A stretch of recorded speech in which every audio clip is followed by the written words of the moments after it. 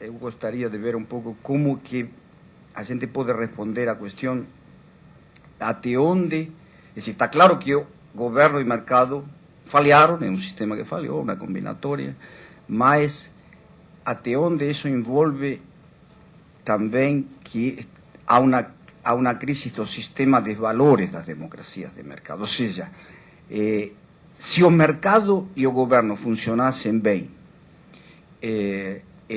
não haveria essa crise, ou de qualquer modo haveria. É evidente que pela resposta à primeira pergunta está claro que Eduardo vai falar que haveria em um outro sentido, mas não teria acontecido agora, se eu entendi bem.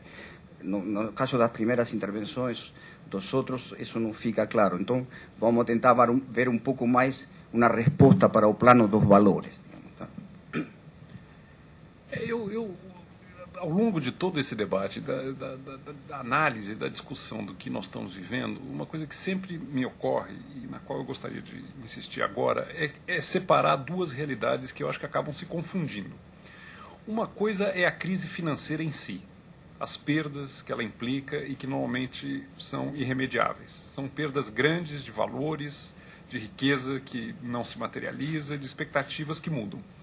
Isso é uma realidade. Outra realidade muito distinta são as sequelas, os efeitos mais ou menos duradouros de uma crise financeira dessa magnitude para a economia real.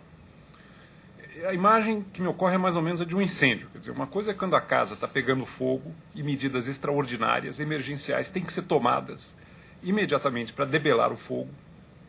Outra coisa é quando, controlado o incêndio, apagadas as chamas, avaliam-se as perdas incorridas e se considera como a vida continua a partir dali. E aí eu acho que não é uma questão de medidas extraordinárias e emergenciais, mas é uma questão de arquitetura de funcionamento do sistema financeiro. É uma outra discussão, e uma discussão que requer um amadurecimento e uma profundidade muito maior do que as ações de emergência tomadas durante o incêndio para simplesmente debelar as chamas. Eu acho que nós estivemos muito perto de uma corrida bancária de gravíssimas proporções quando o secretário do Tesouro, Paulson, permitiu a quebra do Lehman Brothers sem nenhum tipo de socorro e auxílio. Nós realmente tivemos perto, na minha avaliação, tivemos perto de um precipício que poderia deflagrar um colapso de confiança no sistema bancário que nos levaria para uma situação muito mais grave do que aquela já suficientemente grave que nós vamos ter que enfrentar daqui para frente. A imagem que, para mim, melhor retrata o que se passou, eu encontrei num filósofo árabe do século XI, no Avicena. Ele diz o seguinte: uma pessoa caminha por uma tábua estreita sem nenhuma dificuldade enquanto acredita que a tábua está apoiada no solo.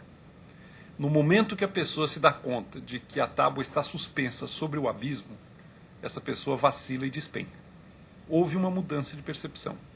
O mercado financeiro caminhava livre, leve, solto, desenvolto por uma tábua estreita, acreditando que o mundo que sustentava a tábua dava solidez, dava firmeza. Houve uma mudança de percepção, que veio em várias etapas, mas dois pontos claros aí foram a crise do subprime americano, quando se avaliou a extensão do que era irrecuperável naqueles créditos, e, por fim, o ponto de inflexão, que foi a quebra do Lehman Brothers, onde realmente o abismo apareceu de maneira inequívoca e deflagrou um movimento defensivo de pânico. Nós poderíamos ter ido para um caminho muito mais sério se não houvesse uma ação coordenada de governos durante a emergência da crise de dar garantias e recapitalizar bancos, né? Garantias aos depositantes e aos aplicadores financeiros. Eu acho que a discussão daqui para frente é debelar a crise financeira em si, avaliar as sequelas, quer dizer, como é que a economia real se reajusta e que tipo de recessão temos pela frente e depois que tipo de instituições necessitaremos no futuro para regulamentar adequadamente o mercado financeiro.